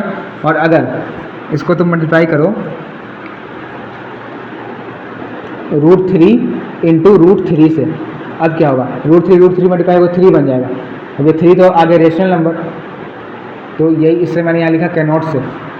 अगर दो इरेशनल नंबर को मल्टीप्लाई करके एक बार इरेशनल आ रहा है कभी रेशनल आ रहा है, हम बता ही नहीं सकते हैं कि क्या आएगा, रेशनल आएगा कि इरेशनल आएगा रिजल्ट। इसलिए जब दो इरेशनल नंबर को प्लस करते हैं, उससे सब्ट्रैक्ट करते हैं, मल्टीप्लाई करते हैं और डिवाइड करते हैं तो रिजल्ट प्रिडिक्ट करना मुश्किल है, इसलिए हम लोग लिखते हैं कैन नॉट से। रिजल्ट में दोनों आता है, इरेशनल भी आता है और रेशनल भी आता है, इसलिए ये होगा कैन नॉट से। अब आगे तीसरा, अगर एक इरेशनल है एक रेशनल है तो हमेशा इरेशनल नंबर आएगा। एक इरेशनल एक रेशनल, हमेशा इरेशनल नंबर। जैसे यहाँ पे अगर तुम्हारे पास √3 है, ये इरेशनल नंबर है +1, ये हमेशा इरेशनल देगा। वैसे ही अगर √3 - 1 है, ये भी हमेशा इरेशनल देगा। और इसको अगर मल्टीप्लाई करो √3 × 1, ये क्या आता है √3 आता है, ये भी इरेशनल है, ठीक है। अगर √2 / 1 करो तो क्या मिलेगा √2 मिलेगा, ये भी इरेशनल है, समझे। तो अगर हमारे पास दो रेशनल नंबर है तो हमेशा रेशनल नंबर आएगा रिजल्ट में। अगर दो इरेशनल नंबर है तो रिजल्ट में कैन नॉट से, क्योंकि हम रिजल्ट बता नहीं पाएंगे कि इरेशनल आएगा कि रेशनल आएगा। और अगर एक रेशनल एक इरेशनल है तो हमेशा इरेशनल नंबर आएगा, समझे। अब आ जाओ अगला टॉपिक पे, जो है find irrational number between two rational और इरेशनल नंबर। अभी हमने इससे पहले पढ़ा था फाइंड रेशनल नंबर, इससे पहले हमने पढ़ा था दो रियल नंबर या दो रेशनल नंबर के बीच में रेशनल नंबर फाइंड करना, जो फॉर्मूला था हमारा ½ ऑफ a + b। इस बार क्या है फाइंड इरेशनल नंबर। इस बार हमें इरेशनल नंबर बताना है, दो रेशनल नंबर या फिर दो इरेशनल नंबर के बीच में। तो इसका भी एक फार्मूला होता है। जैसे सपोज तुम्हारे पास एक नंबर a है और एक नंबर b है, इन दोनों के बीच में तुम्हें इरेशनल नंबर फाइंड करना है। इरेशनल नंबर, इसका फार्मूला होगा irrational number between a and b = √(a × b)। √(a × b) तो क्या हो जाएगा ये √ab, समझे। जैसे सपोज ये जैसे हमारा एग्जाम्पल है जहाँ हमारे पास दो नंबर है 3 है और 5 है, तो इन दोनों के बीच में हमें इरेशनल नंबर फाइंड करना है। तो irrational number between these two क्या हो जाएगा √(ab)। तो ab क्या है, a क्या है 3 और b क्या है 5, तो √3 × 5 = √15। और ये √15 ये कोई परफेक्ट स्क्वायर नहीं है, नहीं परफेक्ट स्क्वायर है नहीं परफेक्ट क्यूब है, ये एक परफेक्ट स्क्वायर नहीं है। तो ये नहीं है तो क्या हो जाएगा इरेशनल नंबर होगा, तो ये इरेशनल नंबर होगा। सपोज हमें एक नहीं दो फाइंड करना था, तो इन दोनों के बीच में एक तो फाइंड हो गया, दूसरा क्या होगा √15 और 5, समझे। एक और एग्जांपल हम लोग देखते हैं। एक हमारे पास है √2 और एक है √3, दोनों के बीच में हमें फाइंड करना है इरेशनल नंबर। तो ये कैसे होगा, तुम यहाँ देखो √2 को हम लोग क्या लिख सकते हैं 1.414 ये होता है, और √3 का कुछ वैल्यू होता है समथिंग 1.732 इस टाइप से, ठीक है। तो यहाँ देखो ये 1.414 ये खुद इरेशनल नंबर है और ये 1.732 ये दोनों खुद इरेशनल नंबर है। तो इन दोनों के बीच का जो भी नंबर होगा वो भी इरेशनल नंबर होगा। तो बस इसको सिंपल इसको लिखो 1.414, इसके बाद क्या आ सकता है, इसको हम लिख सकते हैं 1.424 ये लिख सकते हैं, 1.434 1.414 सॉरी 1.444 1.456 1.467 कुछ भी इस तरह से हम बहुत सारे नंबर लिख सकते हैं। तो ये सारा नंबर जो होगा ये सब इरेशनल नंबर है, इरेशनल नंबर बिटवीन √2 एंड √3। समझे क्या था? √2 और √3 के बीच में इरेशनल नंबर बताना था। √2 होता है 1.414 समथिंग, √3 होता है 1.732 कुछ समथिंग। तो ये दोनों जब खुद इरेशनल नंबर है तो इन दोनों के बीच का नंबर भी इरेशनल नंबर होगा। तो 1.424, 1.434, 1.456, 1.414 ये सारा इरेशनल नंबर है √2 और √3 के बीच में। समझे? अब नेक्स्ट टॉपिक है हमारा representation of irrational number on a number line. हमें नंबर लाइन पे इस इरेशनल नंबर को रिप्रेजेंट करना है। नंबर लाइन तुम लोग सब जानते हो क्या होता है, कुछ इस टाइप से नंबर लाइन होता है।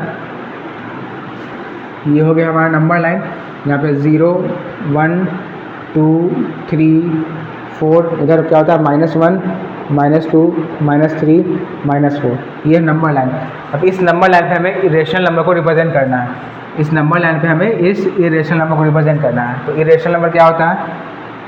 इसका एग्जांपल जैसे √2 irrational number, √3 irrational number, √5 irrational number, ये सब इरेशनल नंबर, √7 इरेशनल नंबर है। तो इन सभी को हमें इस नंबर लाइन पर रिप्रेजेंट करना है। अब तक हमको जैसे सपोज तुम्हें 5 को रिप्रेजेंट करना है, सॉरी 5 तो है ही नहीं, इसमें 4 देखते हैं, 4 को रिप्रेजेंट करना है इस पर। तो 4 कहाँ है? ये 4 है। हम लोग डायरेक्ट बोल देते हैं कि ये हमारा 4 है। हमें 3.5 को रिप्रेजेंट करना है, सपोज 3.5 को। तो 3.5 3 और 4 के बीच में लाई करेगा समथिंग। इधर हम लोग क्या कर रहे थे? 1 2 3 4 5 6 7 8 9 ऐसे 9 पर डिवाइड किए और 5 यहाँ से काउंट कर रहे थे 1 2 3 4 5। तो ये होता था हमारा 3.5। कुछ इस टाइप से अब तक हम लोग रिप्रेजेंट करते आ रहे हैं, लेकिन ये तो रियल नंबर है। इस बार हमें इरेशनल नंबर को रिप्रेजेंट करना है। ये हमें सीखना कि ये इरेशनल नंबर को कैसे रिप्रेजेंट करेंगे। तो आ जाओ इसको देखते हैं हम लोग कैसे होगा irrational number represent number line पे। ठीक, अब इससे पहले तुम इरेशनल नंबर को रिप्रेजेंट करने से पहले तुम लोग पाइथागोरस थ्योरम के बारे में जानते होगे। राइट एंगल ट्रायंगल में लगता है Pythagoras theorem. Right angle triangle में लगता है पाइथागोरस थ्योरम। तो ये सपोज तुम्हारा राइट एंगल ट्रायंगल है, ए बी और सी, बी पे राइट एंगल ट्रायंगल है। तो इसको हम क्या करते थे? हाइपोटेनस। ये होता था हमारा हाइपोटेनस, ये होता था हमारा बेस और ये होता था हमारा परपेंडिकुलर। ठीक, तो पाइथागोरस थ्योरम क्या कहता था? बाय पाइथागोरस थ्योरम हम लोग h इक्वल टू क्या लिखते थे? √p² plus b²। ये लिखते थे हम लोग h निकालने के लिए √p² प्लस b²। सेम यही हमें यहाँ पे करना है। जब सपोज करो ये h तुम्हारा √2 है, ये h तुम्हारा है √2, तो p और b क्या होगा? अगर तुम्हारा h है √2 तो p और b क्या होगा हमारा? p और b क्या होगा? √2 कैसे आएगा? अगर तुम p की जगह 1 का स्क्वायर और बेस की जगह पे 1 का स्क्वायर ये लिख देते हो, ठीक है? तो इसको कैलकुलेट करो कितना आ जाएगा। 1 का स्क्वायर इज़ 1 एंड 1, तो ये आ गया √2। देखो, तो अगर हम बेस 1 और परपेंडिकुलर 1 का है, अगर हम लोग बेस की जगह 1 और परपेंडिकुलर की जगह पे 1 लिख दे तो हमारा h √2 आ जाएगा। h हमारा √2 आ जाएगा। p = 1, b = 1, then h = √2। ठीक है? और सपोज ये √2 √3 बन जाए। अगर √2 की जगह हम लोग को √3 लाना हो, √3, तो हम √3 कैसे लाएंगे? √2 के लिए हम लोग क्या किए थे? √2 के लिए तो हम लोग सिंपल किए 1² + 1²। तो ये आ गया हमारा √2, जहाँ पे ये एक था परपेंडिकुलर और था बेस। ठीक है, एक था परपेंडिकुलर और एक था बेस। √3 के लिए हम लोग क्या करेंगे? √3 के लिए देखो, √3 के लिए हम लोग क्या करेंगे? सोचो, √3 के लिए हम लोग क्या करेंगे? √3 के लिए हम लोग क्या लिख सकते हैं इसको? √2 का स्क्वायर प्लस 1 का स्क्वायर। ये क्या आ जाएगा? √2 का स्क्वायर होता है 2 और 1 का स्क्वायर होता है 1। ये आ गया √3 आ गया।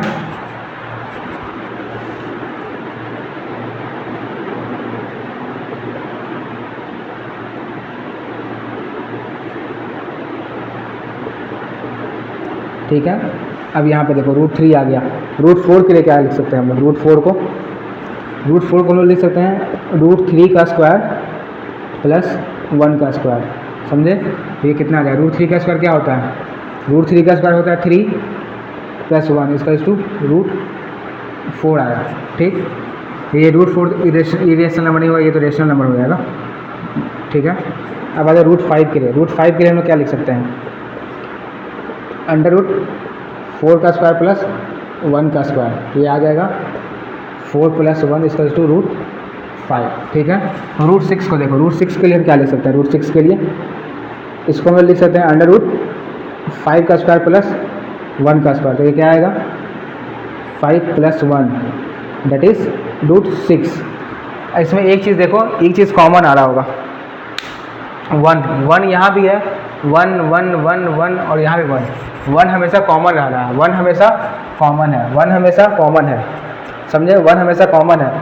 तो इससे एक बात तो हो गया कि 1 कॉमन मतलब परपेंडिकुलर, इस 1 को परपेंडिकुलर मानो, एक चीज़ कॉमन रहेगा तो 1 को हम लोग परपेंडिकुलर मान लेते हैं। तो चाहे कुछ भी हो, रूट 2 हो, 3 हो, 5 हो, 7 हो, परपेंडिकुलर हमेशा 1 होगा, परपेंडिकुलर 1 होगा। वैरी क्या कर रहा है, बेस देखो यहाँ रूट 3 रूट 4 वहाँ 1, यहाँ पर रूट 5, तो बेस वैरी कर रहा है। और बेस क्या हो रहा है, रूट 6 के लिए बेस था रूट 5, ठीक उसके एक पहले वाला नंबर, रूट 5 के लिए बेस था रूट 4, रूट 4 के लिए बेस था रूट 3, रूट 3 के लिए रूट 2, रूट 2 के लिए 1 था बेस। ठीक है, तो इससे एक चीज़ क्लियर हो गया कि परपेंडिकुलर हमेशा 1 रहेगा, परपेंडिकुलर हमेशा 1 रहेगा और बेस वैरी करेगा। और बेस क्या होगा, उस नंबर के ठीक पहले वाला नंबर।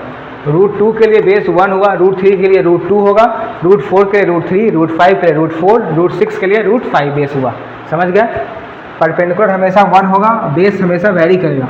बेस क्या होगा, ठीक उसके पहले वाला नंबर, ठीक उसके पहले वाला नंबर, समझे। तब आ जाओ हम लोग रूट 2 पे आते हैं, रूट 2 को रिप्रेजेंट करना है हमें। रूट 2 को क्या लिखे थे हम लोग, 1 प्लस 1, तो आया था रूट 2, तो पी भी 1 था, बी भी 1 था, पर इसमें तो परपेंडिकुलर भी 1 और बेस भी 1। तो अब आ जाओ बेस पे आ जाओ। ठीक है, परपेंडिकुलर भी 1, बेस भी 1, बेस 1 है तो 1 यहाँ पे है, तो बेस हो गया ये, 1 यहाँ पे है तो बेस हो गया ये वाला। ठीक, अब उसके बाद यहाँ से आओ, तुम लोग यहाँ से हमें 90 डिग्री बनाना है। अब यहाँ से एक आर्क लेकर के यहाँ पे हमें 90 डिग्री बनाना है, तो 90 डिग्री हम लोग इस टाइप से बनाते हैं, 60, ये 120, तो ये हो जाता है 90 डिग्री। और इसको बनाने के बाद इसको ज्वाइन कर दो, इसको ऐसे ज्वाइन कर दिए। अब स्केल लेना है हमें अपना, और उस स्केल से यहाँ पे परपेंडिकुलर को मेजर करना है। रूट 2 में परपेंडिकुलर कितना था, रूट 2 के लिए परपेंडिकुलर 1 था, बेस भी 1 था, बेस ये रहा। फिर यहाँ से 90 डिग्री बनाया, सेकंड स्टेप परपेंडिकुलर 1 था, परपेंडिकुलर हमेशा 1 रहता है। तो यहाँ से 1 मेजर करो, सपोज तुम्हारा 1 डिस्टेंस यहाँ, 1 यूनिट डिस्टेंस यहाँ पे आ रहा हो इस पॉइंट पे। उसके बाद कुछ नहीं करना है, इस 0 से यहाँ पे ज्वाइंट कर दो, ये इसको यहाँ पे ज्वाइंट कर दिया। तो ये जो तुम्हारा ये लाइन बना, ये तुम्हारा बना रूट 2, ये लाइन जो है रूट 2 बना, ये तो 1 था और ये 1 था, ये हो गया तुम्हारा परपेंडिकुलर, ये हो गया बेस, ये हाइपोटेनस रूट 2 बन गया। लेकिन इस रूट 2 को हमें नंबर लाइन पे करना है, ये अभी हवा में है, ये अभी ऐसे हवा में है, इसको हमको नंबर लाइन पे लाना है, नंबर लाइन पे लाना है। तो जितना ये है लेंथ, इसके लेंथ का आर्क लेंगे कंपास से, और इसको ऐसे करके यहाँ से ऐसे गिरा देंगे, इसको ऐसे ऐसे करके गिराएंगे। तो गिराने के बाद कुछ इस टाइप से ये दिखेगा, यहाँ पे ऐसे आएगा, इस पॉइंट पे आ जाएगा। ठीक, तो यहाँ से लेके इस वाले पॉइंट तक का डिस्टेंस होगा तुम्हारा रूट 2, समझे। यहाँ से लेके इस वाले पॉइंट तक का डिस्टेंस, इस वाले पॉइंट तक का डिस्टेंस होगा तुम्हारा रूट 2। यहाँ से लेके यहाँ तक का डिस्टेंस होगा तुम्हारा रूट 2, समझ गए। यहाँ से यहाँ का डिस्टेंस रूट 2 हो गया तुम्हारा। अब रूट 2 तो हम लोग बना लिए, अब आ जाओ रूट 3 पे। रूट 3 कैसे होगा, रूट 3 कैसे होगा, रूट 3 हम लोग कैसे करेंगे। तो रूट 3 के लिए हमें क्या लिखना था, हमें रूट 3 के लिए बेस हमारा क्या था, बेस परपेंडिकुलर तो हमेशा 1 था, परपेंडिकुलर मैंने लिख लिया। चलो बेस हमारा क्या था, बेस था देखो रूट 3 के लिए बेस, रूट 3 के लिए बेस रूट 2, इसके जस्ट कम वाला। परपेंडिकुलर 1 हमेशा रहेगा, चाहे रूट 3 हो, 4 हो, 5 हो, 6 हो, 7 हो, 8 हो, कुछ भी हो, परपेंडिकुलर हमेशा 1 होगा। बेस उसके ठीक पहले वाला, रूट 3 के पहले क्या होता है, रूट 2 का स्क्वायर। इसको कैलकुलेट करो तो क्या आएगा, रूट 2 का square 2 plus 1 equals to root 3 आ गया। ठीक, रूट 3 आ गया। तो रूट 3 के लिए बेस रूट 2 था, ये था उसका बेस, ये था परपेंडिकुलर। तब आगे रूट 3 को रिप्रेजेंट करते हैं, उसके लिए हमें रूट 3 के लिए पहले रूट 2 करना पड़ेगा। रूट 3 के लिए रूट 2 क्यों, क्योंकि बेस है रूट 2, बेस है रूट 2, बेस है रूट 2, तो उसके लिए पहले हमें रूट 2 बनाना पड़ेगा। रूट 2 हमने यहाँ बना लिया था। ठीक है, इसको मैं यहाँ बनाता हूँ रूट 3 को। ये तुम्हारा नंबर लाइन, ये 0, ये 1, ये 2, ये 3। पहले रूट 2 बनाना है, पहले रूट 2 बनाना होगा। रूट 2 कहाँ बनेगा, यहाँ पे एक लाइन ऐसे 90, इसको ऐड किए, ज्वाइन किए, फिर ये समझो तुम्हारा √2 था, ये लाइन तुम्हारा बन गया √2, ठीक। जब ये √2 तो बन गया, बेस हो गया ये, अब परपेंडिकुलर। अब इस बेस, अब यहाँ को इसको बेस लेकर यहाँ पे बनाओ 90 डिग्री, इस वाले पॉइंट पे इसको बेस लेकर के अब यहाँ पे 90 डिग्री बनाना है। तो यहाँ पे 90 डिग्री बनाएंगे हम लोग, तो कुछ इस टाइप से बनेगा, ये 60, 120 और 90 कुछ यहाँ बनेगा। अब इसको ऐसे ज्वाइन करो, 90 कुछ यहाँ बना, अब इसको ज्वाइन कर दो, यहाँ पर ज्वाइन किए और फिर स्केल लो और मेजर करो परपेंडिकुलर 1 है, तब यहाँ पे 1 यूनिट मेजर करो। सपोज तुम्हारे 1 यूनिट इस पॉइंट पे आ रहा है, तो इसको इस लाइन को यहाँ से ज्वाइन करो। तो ये बना तुम्हारा √3, ये बना तुम्हारा √3, देखिए ये लाइन बना √3। अब ये हवा में है, इसको हमें नंबर लाइन पे लाना होगा, तो इतना डिस्टेंस का आर्क लेकर के इसको ऐसे पॉइंट करो। सपोज ये यहाँ पे आ रहा है, तो यहाँ से लेकर के इस वाले पॉइंट का डिस्टेंस होगा तुम्हारा √3, समझे कैसे बनाए। √3 के लिए हमें √2 चाहिए था बेस, तो पहले √2 ड्रॉ किए, फिर √2 को बेस लेकर के यहाँ से एक 90 डिग्री बनाए, फिर यहाँ से इसको मीट किए, स्केल से फिर मेज़र किए कि 1 यूनिट कहाँ पे होगा। तो सपोज हमारा 1 यूनिट यहाँ पे आया, तो फिर इसको मिला दिए, ज्वाइन किए, उसके बाद यहाँ का आर्क लेकर के इसको ऐसे इस नंबर लाइन पे ड्रॉप कर दिया, तो यहाँ से लेकर यहाँ तक डिस्टेंस हो गया हमारा √3, समझ गया। अब अगला टॉपिक है हमारा सिंप्लीफिकेशन। लेकिन सिंप्लीफिकेशन पढ़ने से पहले हम लोग एक्सपोनेंट का कुछ लॉज होता है, वो उस लॉज को हम लोग पढ़ते हैं। तो पहला लॉ है a to the power m into a to the power n equal to a plus a m plus n। मतलब अगर तुम्हारे कोई नंबर है जिसका बेस सेम हो, बेस सेम होगा और मल्टीप्लिकेशन में होगा तो पावर ऐड हो जाएगा। बेस सेम, याद देखो a और a बेस सेम था, पावर डिफरेंट था, लेकिन मल्टीप्लाई में था तो पावर ऐड हो गया, m प्लस n हो गया। इसका एग्जाम्पल देखो, अगर तुम्हारे पास है 3 to the power 2 multiply with 3 to the power 3, तो ये क्या था, ये a to the power m है into a to the power n है, तो ये क्या होता है a m plus n। Base same तो पावर ऐड होगा, बेस सेम तो पावर ऐड, बेस सेम तो 3 power add, 2 plus 3 equals to 3 to the power 5, समझे। दूसरा क्या है, बेस सेम होगा और डिवाइड में होगा, यहाँ पे देखो मल्टीप्लाई था, यहाँ डिवाइड, बेस सेम डिवाइड में होगा तो पावर सब्ट्रैक्ट हो जाएगा। अगर यही तुम्हारा ऐसे होगा 3 to the power 2 divided by 3 to the power 3, तो ये हो जाता है बेस सेम तो power subtract a to the power m minus n, तो 3 टू द पावर 2 माइनस 3, ये बन जाएगा 3 टू द पावर माइनस 1, ठीक। उसके बाद क्या है a to the power m to the power n equal to a m n। मतलब सपोज हमारे पास कुछ ऐसा हो 2 to the power 2 whole to the power 4, ये कैसा, ये किस सेट में है, ये हो गया a m n, इस फॉर्म में हो गया। तो ये क्या होता है a m n, ये होता है ना a m n, तो ये क्या हो जाएगा 2 to the power 2 multiply with 4 equals to 2 to the power 4 to the 8, समझे। फोर्थ क्या है a m into B M equal to a b m। अगर तुम्हारे पास कुछ इस टाइप से रहा हो 2 to the power 3 multiply with 3 to the power 4, यहाँ देखो सॉरी 3 टू द पावर 3, ये देखो इस फॉर्म में है, इस फॉर्म में है। बेस डिफरेंट है, यहाँ 2 है, यहाँ 3 है, यहाँ a b, बेस अलग है पावर सेम है, बेस डिफरेंट पावर सेम और मल्टीप्लाई में है, तो ये हो जाएगा 3 इंटू 2, यहाँ क्या था a b m n, तो ये हो जाएगा 3 इंटू 2 2 इंटू 3 और इसका पावर 3 इंटू 3। ये यहाँ पे गलती, ये हो जाएगा a b, तो a b हो जाएगा, ये होगा ऐसे, ये मैंने यहाँ फॉर्मूला गलती लिख दिया था। यहाँ पे देखो a to the power m multiply with b to the power m equal to a b m। यहाँ देखो 2 to the power 3 into 3 to the power 3, इस बार पावर सेम है, बेस डिफरेंट है, तो बेस इसका मल्टीप्लाई हो जाएगा, 2 इंटू 3 हो जाएगा, पावर कॉमन, तो 2 3 जा 6, यहाँ हो जाएगा 6 टू द पावर 3, समझ गया। उसके बाद क्या है a b m है। अगर ये ऐसा था, अगर सपोज ये होता 2 इंटू 3 टू द पावर 3, इस टाइप से ये लिखा हुआ, देखो ये वाला इस फॉर्म पे है, ये a b m, तो 2 इंटू 3 पावर 3, तो इसको हम लोग ऐसे लिख सकते हैं 2 to the power 3 multiply with 3 to the power 3, समझे। फिर क्या है a to the power minus n equal to 1 upon a to the power n। अगर किसी नंबर में पावर माइनस में पावर नेगेटिव है, अगर सपोज हमारे पास 5 टू द पावर माइनस 2 है, तो ये बन जाएगा तुम्हारा 1 अपॉन 5 और ये पावर हो जाएगा प्लस, यहाँ से हो जाएगा 1 अपॉन 25, समझे। अगर पावर निगेटिव है उसको रेसिप्रोकल कर दो, पावर हो जाएगा प्लस में, पॉजिटिव में। फिर क्या है a to the power 0 equal to 1, मतलब किसी भी चीज़ पे पावर ज़ीरो होगा तो उसका रिजल्ट 1 हो जाता है। तो अगर 2 टू द पावर ज़ीरो होता है तो ये भी 1 हो जाएगा, 3 टू द पावर ज़ीरो होता है ये भी 1 हो जाएगा, 10 टू द पावर ज़ीरो होता है ये भी 1 हो जाएगा, 100 टू द पावर ज़ीरो होता है ये भी 1 हो जाएगा। मतलब किसी भी नंबर पे पावर ज़ीरो है तो 1 होगा, समझे। इस लॉस को याद कर लेना, क्योंकि इस ये लॉ याद रहेगा तभी सिंप्लीफिकेशन बनेगा, वरना इस सिंप्लीफिकेशन नहीं बन पाएगा, समझे।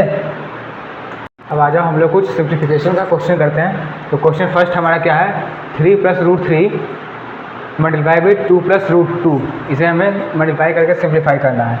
तो इसमें क्या होता है, पहले 3 को 2 से मल्टीप्लाई करें, पहले ये 3 इस 2 से मल्टीप्लाई होगा, फिर ये 3 इस √2 से मल्टीप्लाई होगा, तो 3 2 ज़ा 6, 3 और √2 कितना हो जाएगा, 3 √2, साइन क्या है प्लस और यहाँ पे प्लस, तो यहाँ पे हो गया प्लस, ठीक। अब आ जाओ, अब इस √3 को इस 2 से मल्टीप्लाई करेंगे, और फिर इसी √3 को इस √2 से भी करेंगे, तो 3 और 2 √3 साइन प्लस है, फिर √3 और √2 कितना हो जाएगा, √6 हो जाएगा, साइन प्लस। अब यहाँ पे देखो, अब ये क्या होगा, सिंपल सॉल्व हो गया, इसके आगे कुछ होगा नहीं होगा, 6 है, यहाँ पे क्या है 2 √3 और 2 √3, 2 √3 3 √2, ओके, हाँ ये हो गया सर फाइनल आंसर। अब इसके आगे ये नहीं जाएगा, समझ गए, ये हो गया सिंप्लीफाई। अब इसके आगे कोई फर्दर ऑपरेशन प्लस माइनस नहीं हो पाएगा, तो ये हो गया इसका फाइनल आंसर। अब आ जाओ दूसरा क्वेश्चन पे। दूसरा क्वेश्चन क्या है, ये है 9 to the power 1/3 multiply with 27 to the power 1/2 divided by 3 to the power 1/6 multiply with 3 to the power -2/3। इसमें एक्सपोनेंट का लॉ काम आएगा, जैसे यहाँ देखो 9 को क्या लिख सकते हैं हम लोग, 3 टू द पावर 2, 9 को हम लोग लिख सकते हैं ना 3 टू द पावर 2, क्यों, क्योंकि 3 टू द पावर 2 होता है 9, तो 9 को लिखो 3 टू द पावर 2, और ये हो गया 1/3। अब ये मल्टीप्लाई भी 27 को क्या लिख सकते हैं हम लोग, 3 to the power 3, 3 to the power 3 लिख सकते हैं 27 को, कैसे, इसको करो 3 इंटू 3 होता है ये, तो 3 × 9 3 × 27 आ गया, 3 × 9 3 × 27, तो 27 को हम लिखेंगे 3 टू द पावर 3, इसका होल पावर है 1/2। अब नीचे में आओ, बेस सेम है, 3 और 3 बेस सेम है, मल्टीप्लाई में है तो पावर होगा ऐड, बेस सेम मल्टीप्लाई में पावर ऐड, तो 3 पावर ऐड करो 1/6 प्लस माइनस 2/3, ठीक है। अब यहाँ पे आओ, ये कितना हो जाएगा, ये पढ़े थे तुम हम लोग a to the power m और टू द पावर n होता है, तो क्या हो जाता है a mn हो जाता था। ये क्या है 2 और ये 3 है, तो ये बन जाएगा 3 to the power 2 multiply with 1/3 इसका 2/3, तो ये बन गया 3 to the power 2/3 multiply with 3 to the power 3/2। नीचे में देखो ये 3 एलसीएम क्या हुआ 3 और 6 का 6, तो ये 1 और ये कितना 3 2 ये हो जाएगा -4, ठीक है। अब आ गया यहाँ देखो बेस सेम तो पावर ऐड होगा, ये हो गया 3 पावर ऐड करो 2/3 प्लस 3/2, इधर क्या हो जाएगा 3 प्लस 1 -4, तो ये क्या हो गया -3/6 -3/6, ठीक है। अब आगे इसको ऐड करो, इसको ऐड करो, तो ये हो गया 3 एलसीएम 3 और 2 का एलसीएम होता है 6, 3 2 जा तो यहाँ हो गया 4, 2 3 जा तो यहाँ हो गया 9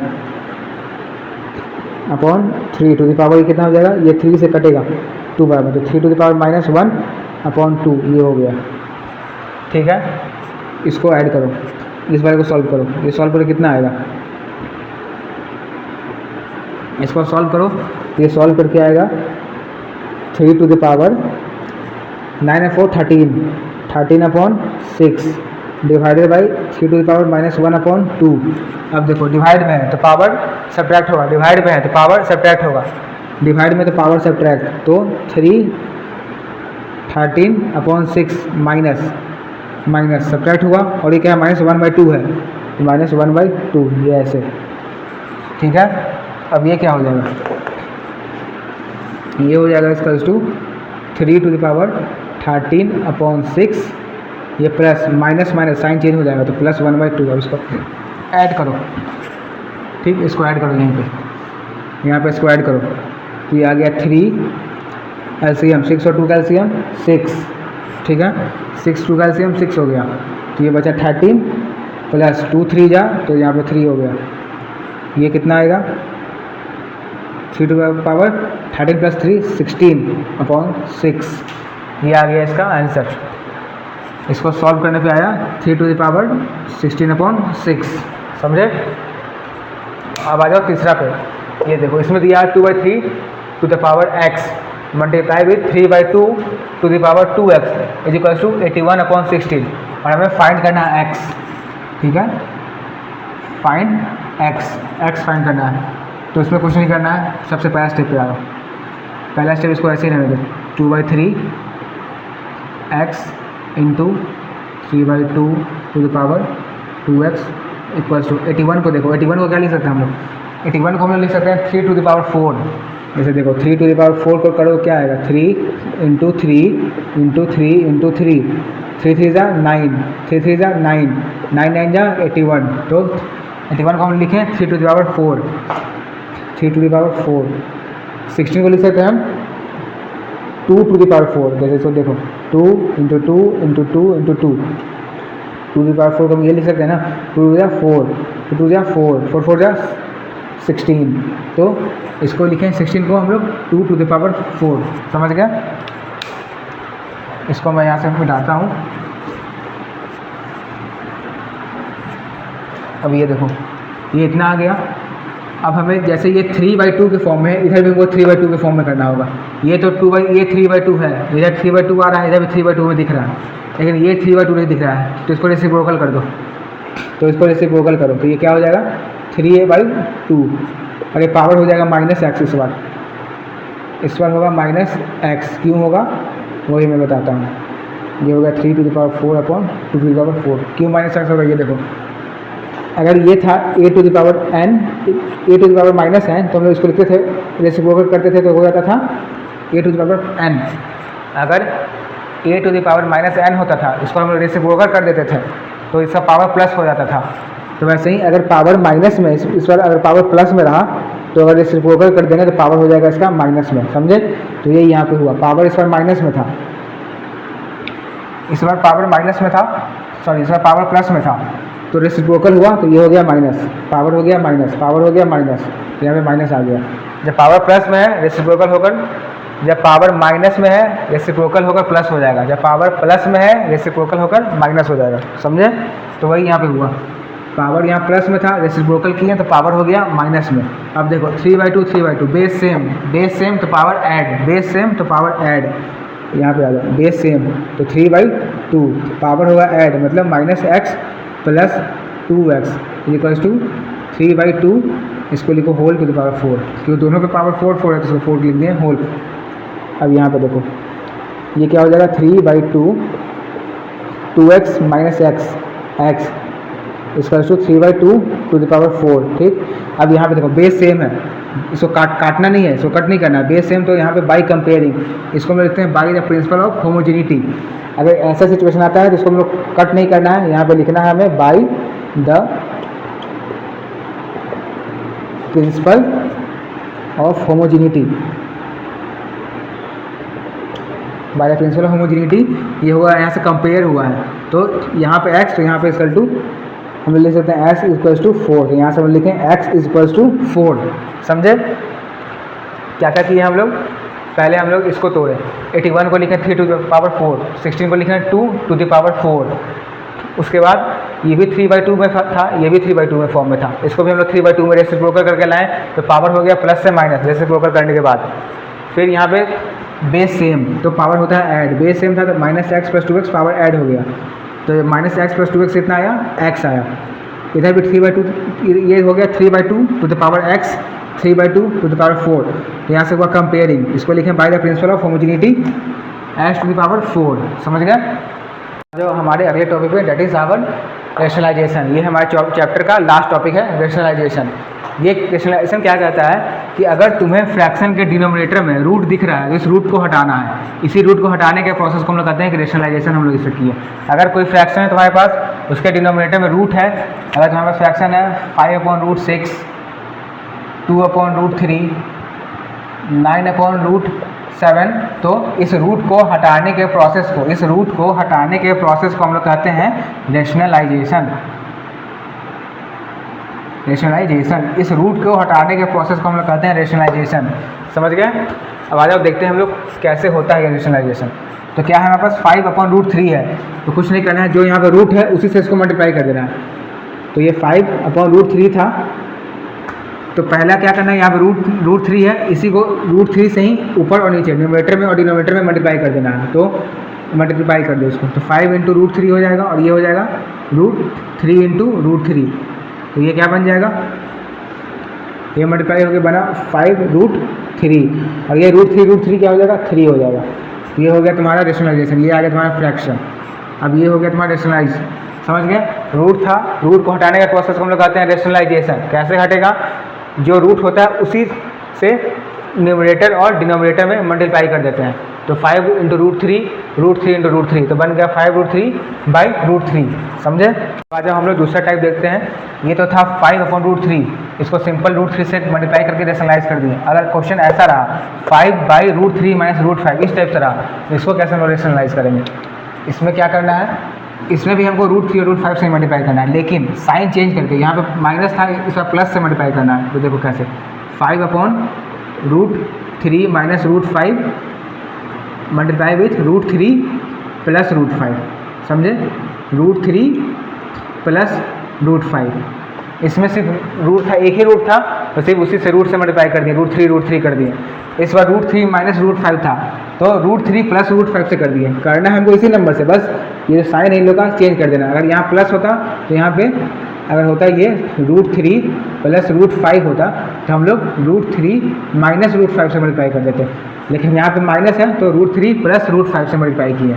अब आ जाओ, उसको मल्टीप्लाई करो, ये क्या हो जाएगा, ये 5 इससे भी मल्टीप्लाई होगा, √3 से भी और √5 से भी। तो 5 के 3 से मल्टीप्लाई होगा तो आ जाएगा 5√3 और प्लस 5 से होगा तो 5√5। ठीक है? और ये देखो क्या होगा, ये होगा √3 - √5 और ये बना √3 + √5। अब ये देखो, ये एक आइडेंटिटी है, ये एक आइडेंटिटी है अलजेब्रा का। ये आइडेंटिटी तुम्हें पता होगा, a - b a + b = a² - b²। अब देखो minus plus a - b a b a b, देखो a - b a + b a - b a + b पे आ रहा है ना, ये आइडेंटिटी है। तो इसका क्या होता है, a² - b² होता है, तो बस इसको वही करना है तुम्हें। तो ये आ गया 5√3 + 5√5 अपॉन a² - b²। a क्या है यहाँ पे, a है 3, तो √3 का स्क्वायर माइनस √5 का स्क्वायर।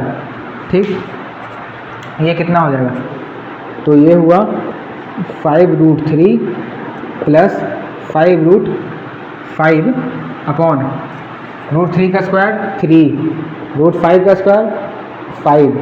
तो ये क्या आया यहाँ से क्या आएगा तुम्हारा, यहाँ पे देखो 5√3 + 5√5 अपॉन -2।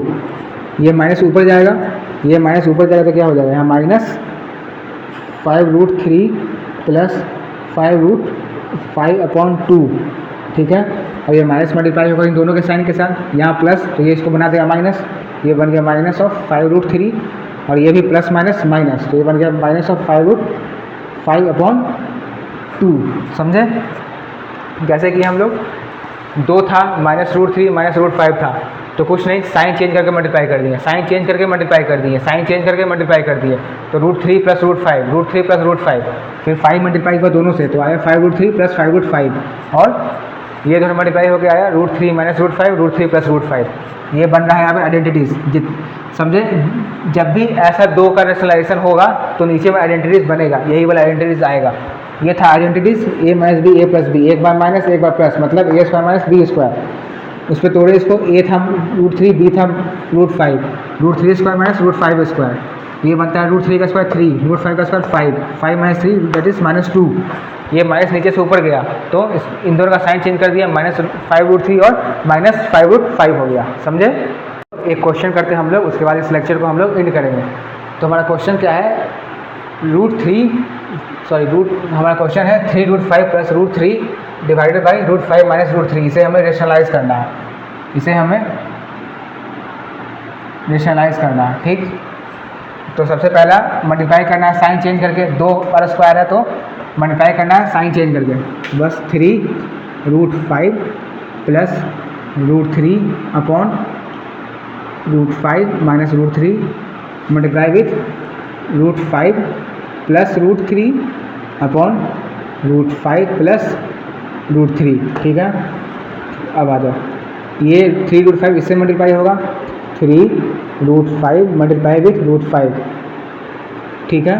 और क्या होगा, फिर ये इससे मल्टीप्लाई होगा प्लस 3√5 मल्टीप्लाई विथ √3, ठीक है। उसके बाद ये 3 इससे मल्टीप्लाई होगा, पहले ये इससे हुआ और इससे हुआ, अब ये 3 जो है इन दोनों से मल्टीप्लाई होगा √3, तो √3 मल्टीप्लाई विथ √5, फिर ये √3 इस वाले से होगा, √3 √5 से होगा, अब √3 √3 से होगा, तो प्लस √3 और डिनोमिनेटर में होगा, डिनोमिनेटर में ये क्या होगा √5 माइनस √3 और ये √5 माइनस प्लस √3। ये तो आइडेंटिटीज़ बन गया हमारा, आइडेंटिटीज़।